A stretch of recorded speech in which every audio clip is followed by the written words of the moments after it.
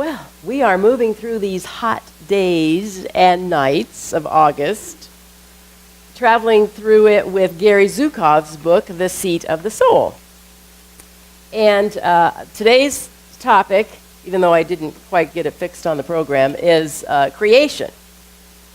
But before we get into today's topic, I want to do a little bit of review on what we discussed last week, which is about the evolution of our souls, the evolution of the individuals, on mankind, really on this earth plane. And in the past, we were pretty much just the five sensory people, where we were recognizing things that were coming to us just from the five senses, what we can see and what we can taste and hear and smell and that kind of thing. And when we had that sort of energy level, what we were doing is allowing power to be outside of us, to looking to allow the power of our environment, be it social, economic, whatever, to leading us and guiding us. And in that mode of mentality, we end up being in fear because the control is out there. And we literally bestow a victimhood type of consciousness within our species. And that's just been something that an evolutionary process has happened over the years, over the ages. But we are recognizing that we're coming into this multi-sensory type of a human being, which operates more than just from outside sources. And this is what Gary Zukav said about it. Our deeper understanding leads us to another kind of power, a power that loves life in every form that it appears, a power that does not judge what it encounters, a power that perceives meaningfulness and purpose in the smallest details upon the earth. This is authentic power. We are evolving from five sensory humans into multi-sensory humans. And I love that one part, and I bolded it in my notes. A power that does not judge what it encounters. Time and time again, we are told to release attachment. Yes, we want to have expectations. We want to have intentions. We want to be able to create our lives the way that our desires are forming us and wanting us to do. But when we allow ourselves to detach from the result and allow spirit, allow that energy to come forth, and it will be coming forth perhaps in a whole different way than what we expected. Totally different way. I shared with you last Sunday, I don't know if I did it in the talk perhaps, but maybe in the announcements, that we're looking to, find a new home for our church facility. And there's all sorts of different options that are continually starting to come up. And we want to be open and receptive to the best and most wonderful opportunity that we have to serve ourselves and to serve our community of Alpine. So know that with me, that we are on a kind of a discovery quest in this spiritual community to see what is our next landing space and what it will be. And to me, that's what life is about as well. Is we're kind of like a little microcosm, our community is, within the macrocosm. And so we, as individuals, our consciousness lends itself to the formation of our community. So remember to not judge critically what is going on immediately in your environment. The multisensory personality is consciously more aware of the signals that come, not just from our physical senses, but the signals that come from our intuition. What's the intuition? It's that still small voice. It's that gut feeling that we get that just gives us that little signal that, wait a minute, just hang on a minute. Let me pay attention right now. And as I mentioned that, the gut feeling, I'm reminded that Reverend Michelle Whittington is giving her workshop again this week in Phoenix. And lots of the folks, women that I know, are there in full bore of learning this feminine presence. It's a teaching to be more and more and more aware of what our gut home, as they call it, is telling us. And it doesn't matter if you're male or female, we all have that feminine knowledge within us that is giving us the promptings, telling us what we need to follow. Again, more so than just finding a parking place.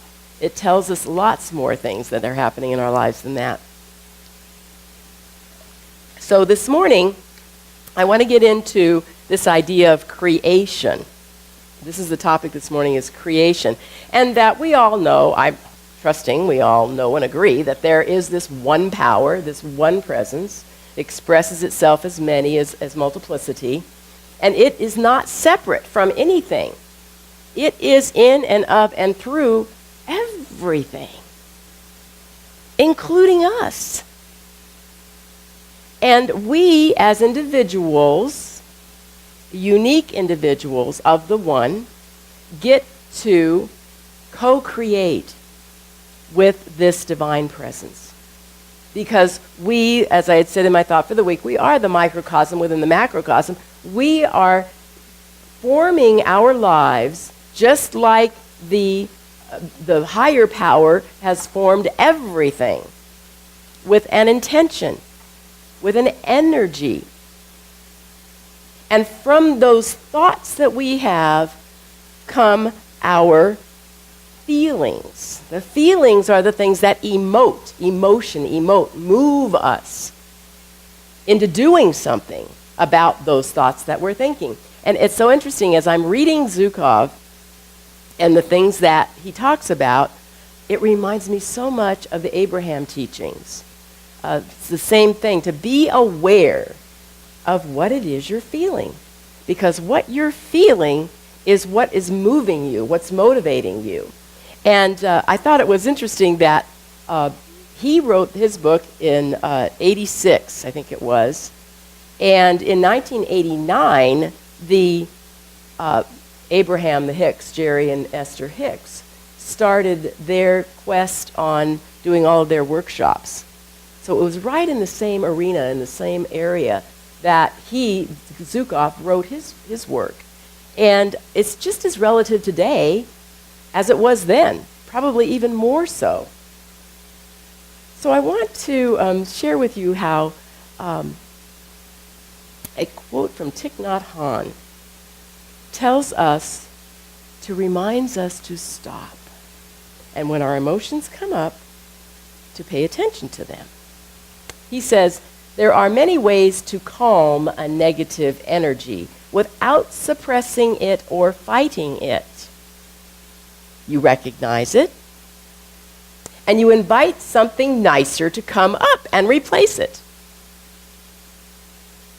You read some inspiring words, you listen to a piece of beautiful music, you go somewhere in nature, or you do some walking meditation.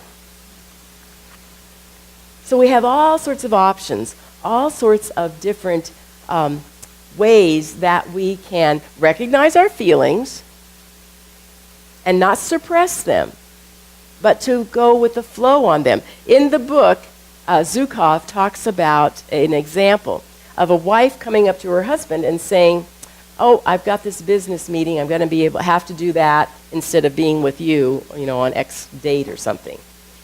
And the husband has this initial response of being upset. He has this knee-jerk reaction that, man, and his knee-jerk reaction is, she values that business more than me. And he says, at this point, a multi-sensory person stops and observes that feeling and detaches from it enough to ask, Why does news of this business meeting affect me this way? Just so you become an observer. Why does the news of this business meeting affect me this way? And then he could go back and think, well, it's because I think she values that more than me. And then the multisensory individual stops and says, but is that really true? Is that in your history of where you have with your wife, is that really true about her? And he can go back and say, not really. No, that's probably really not the case. And what we're doing is we are backfilling what our initial response was and questioning it. Very similar, actually, to Byron Katie's work. To stop and say, is that true? Is that really true? How do you know that that's true? To question it. And so many times, what's coming up for us is that that old pattern that we have unconsciously been immersed in of maybe mistrust. I'm not trusting, so I don't trust her. It's kind of a deep layering type of situation for us to be aware of. But when we can stop and detach and observe and remain calm about what is it I am feeling that will lead us to what our intentions are.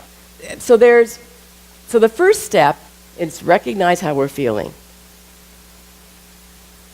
And then to know that we are love. That all there is love. That love right here is operating.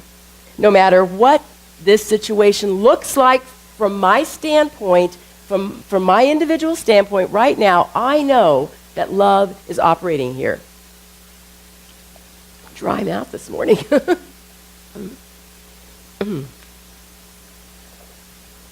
So we stop. We know that love is operating.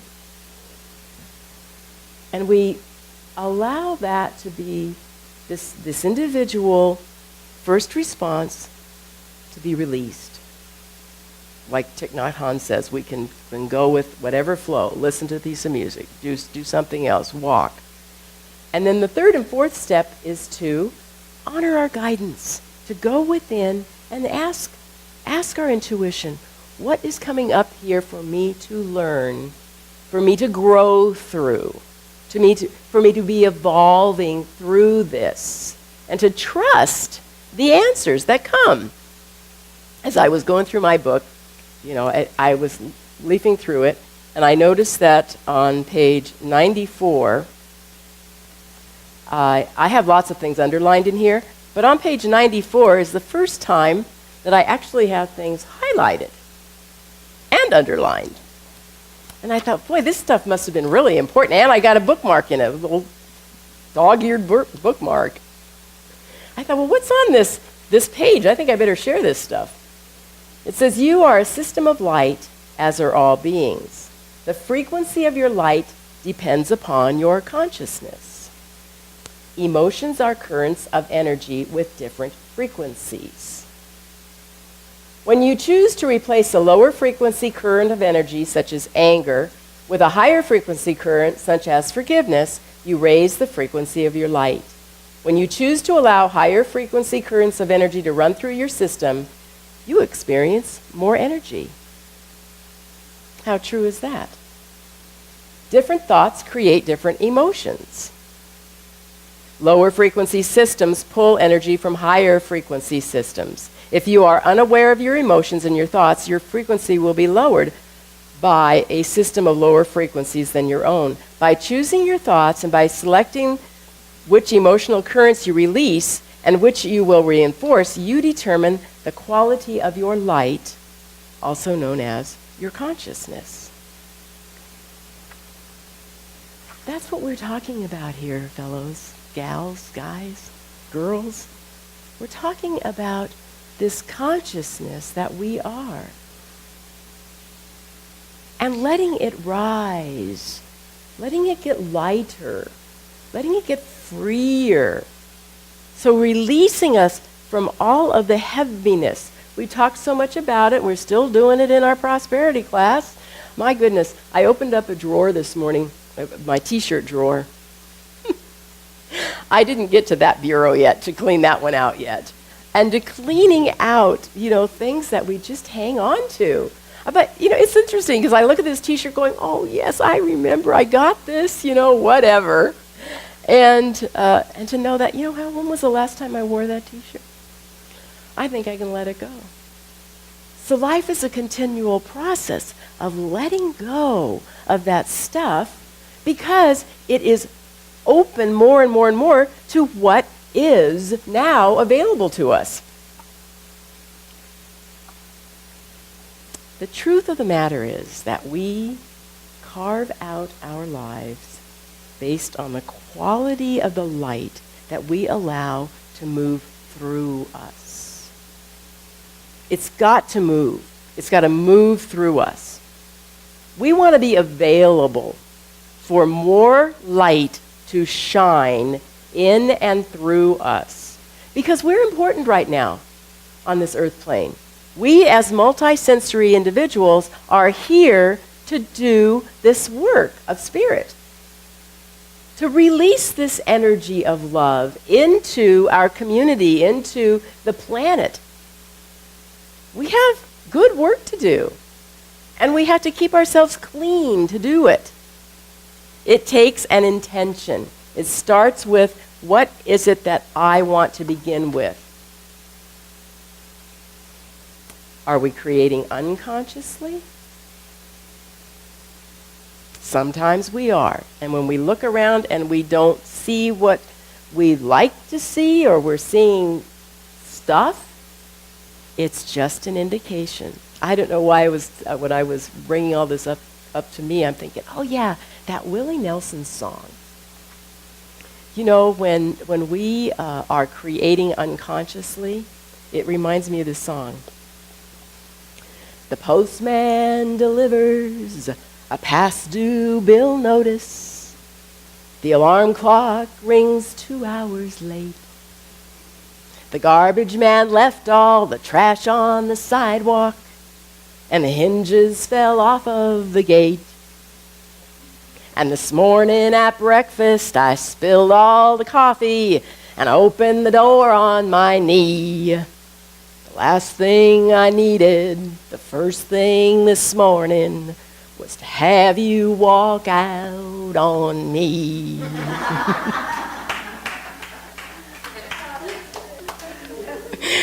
Now, what is his level of energy that he is emitting? And why do you think she walked out?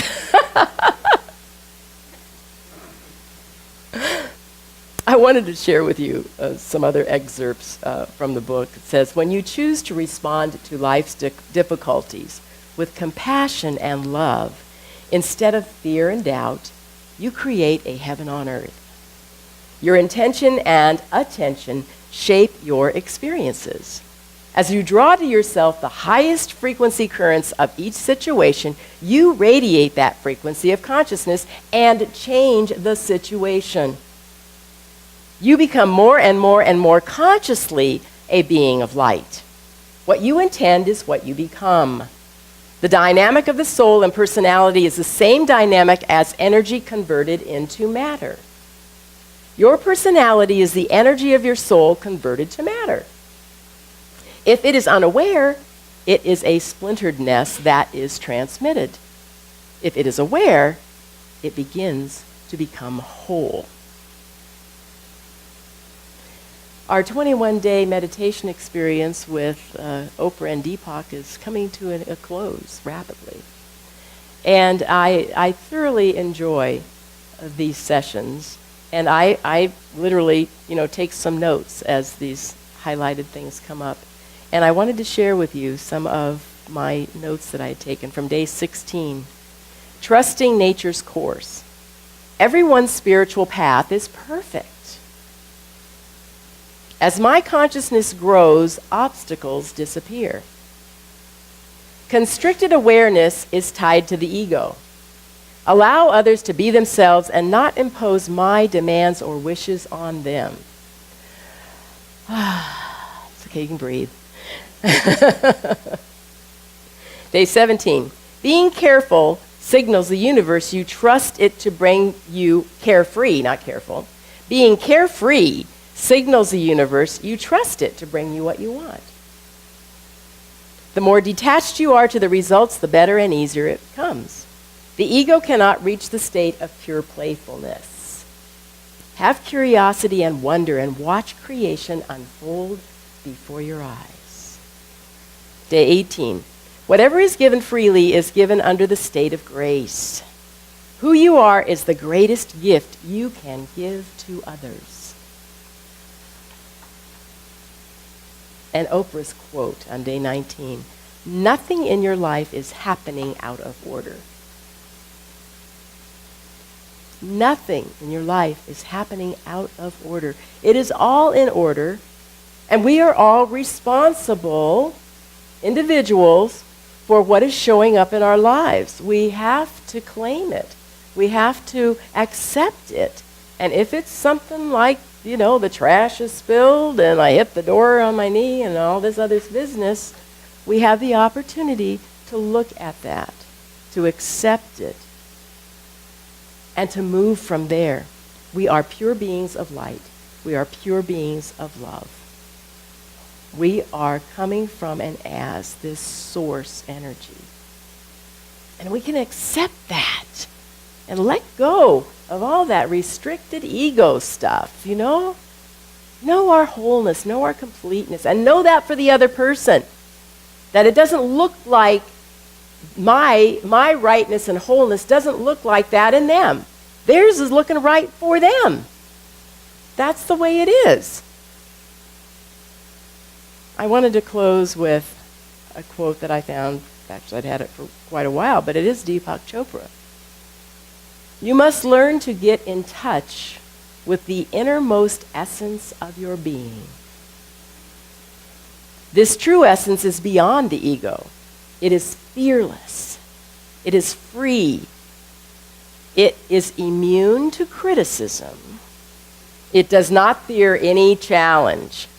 It is beneath no one. It is superior to no one. And full of magic, mystery, and enchantment. That, my dears, is what we are all about. I want you to live in this life of love, of infinite source, of infinite being. That is your duty. That is your call. That is the way that we are living this life of love on this earth plane. And you are doing it on your own perfect, beautiful, unique way. And I love you all. Namaste.